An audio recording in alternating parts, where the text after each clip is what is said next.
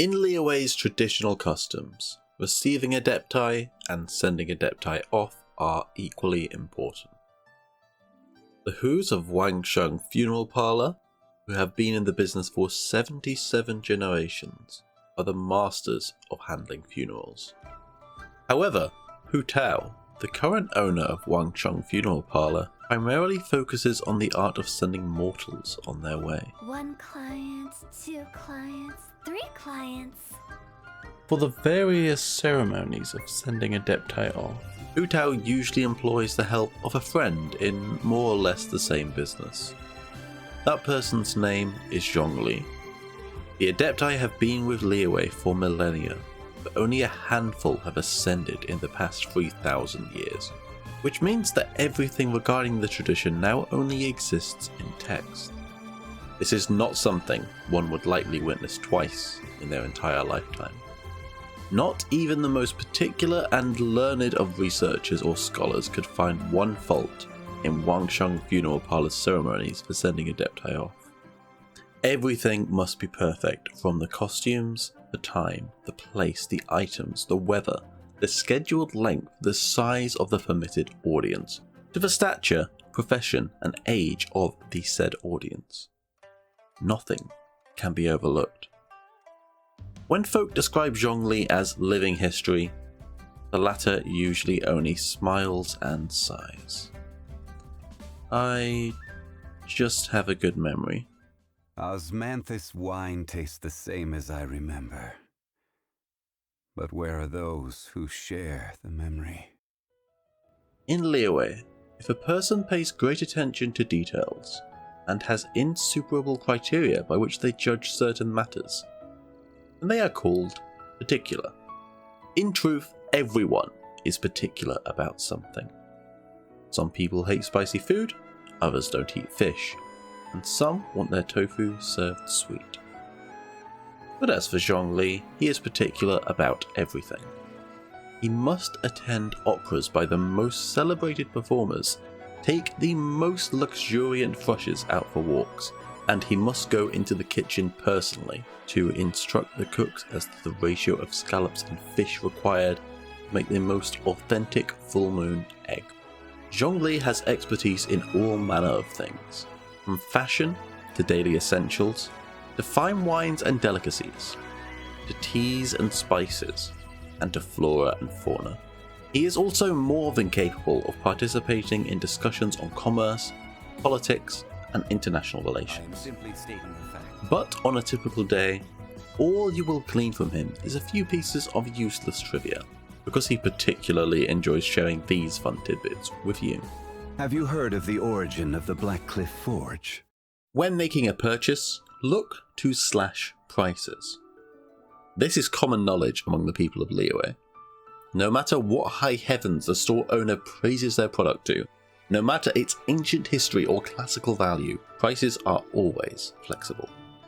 Half the stated cost is a good place to start. Just enough for half price. But when Zhongli pays up, or rather calls to someone else to pay up on his behalf, he never looks at the price tag. As long as it catches his eye, Zhongli will pay as much as the owner asks. Indeed, he will even buy it at a premium sometimes. But for some reason, Zhongli always forgets to bring money. I didn't bring any. For small purchases, he has friends to help him out, and large bills he somehow finds ways to have written off. Oh, wonderful. To those merchants who secretly pride themselves on their powers of flattery, Zhongli is a man of strange proclivities. In truth, he knows a great deal about the value of money and finance, and he also understands the suffering of the people. However, he seems not to understand that poverty is part of the human condition, or perhaps it might be said that he cannot imagine himself being poor. How has such a person not died of hunger yet? I'm feeling a little off. There is no way Zhongli can starve. Such concerns as profit and loss are beneath his notice. The 7 nations and the world itself are where his efforts are directed. As for wealth, he is wealth itself. He is Morax, the overlord Rex Lapis who rules Liyue, and the Geo-Archon of the 7 archons. The very money that circulates throughout Teyvat, Mora, is named after him.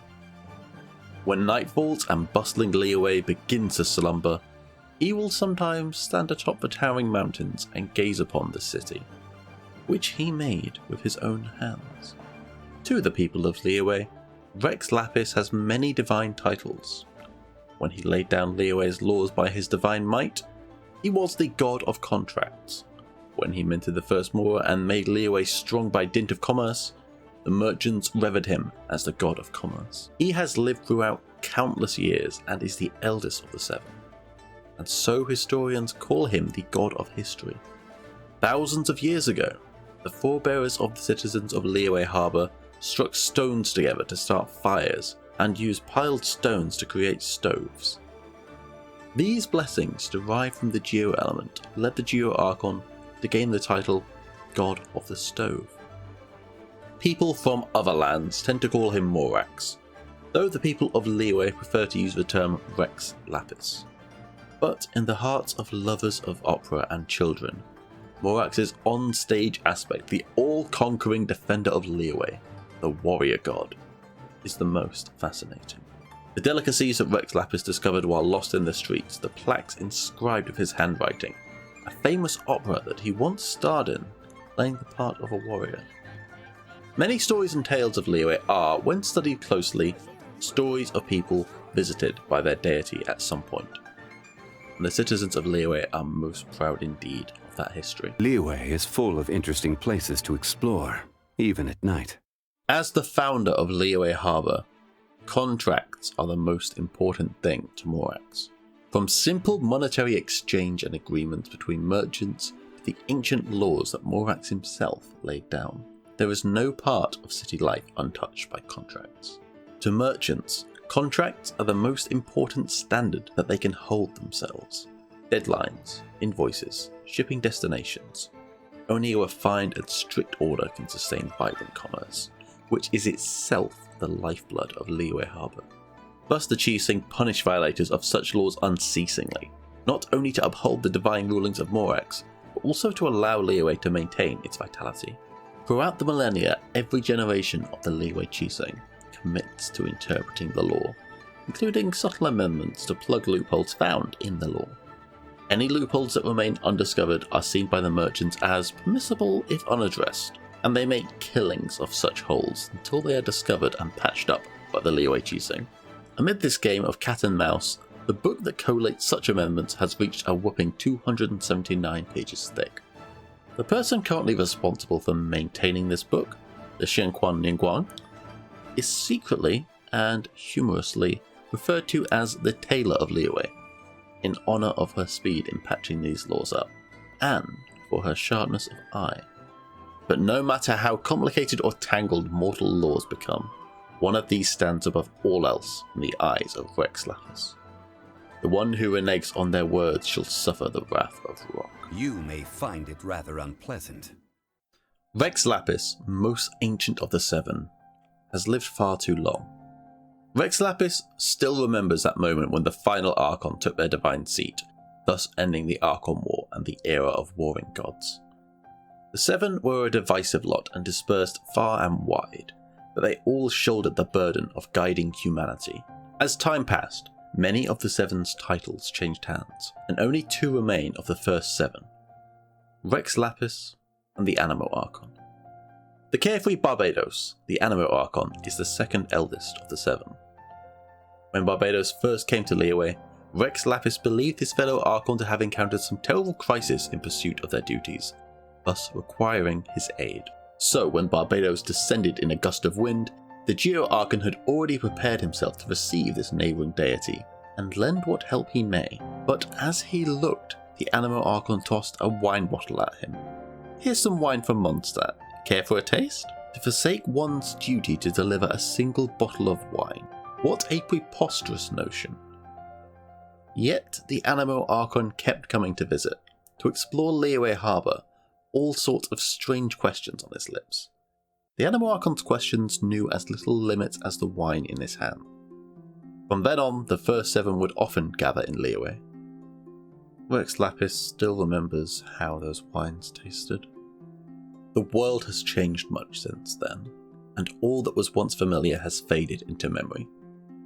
The 7 seats change and again were changed, till 5 of the 7 at the table were all departed. Nor would the duty of guiding humanity be honoured by the new archons. Even the hardest rocks may be worn down after 3,000 years. Nor would the wind ever return again. One drizzly day, the ancient ruler was strolling around Liyue harbour and overheard a merchant telling one of his workers, "You finish your duties, go ahead and call it a day." Long did he stand amidst the milling crowd. Have I already finished my duties? Every journey has its final day. Don't rush.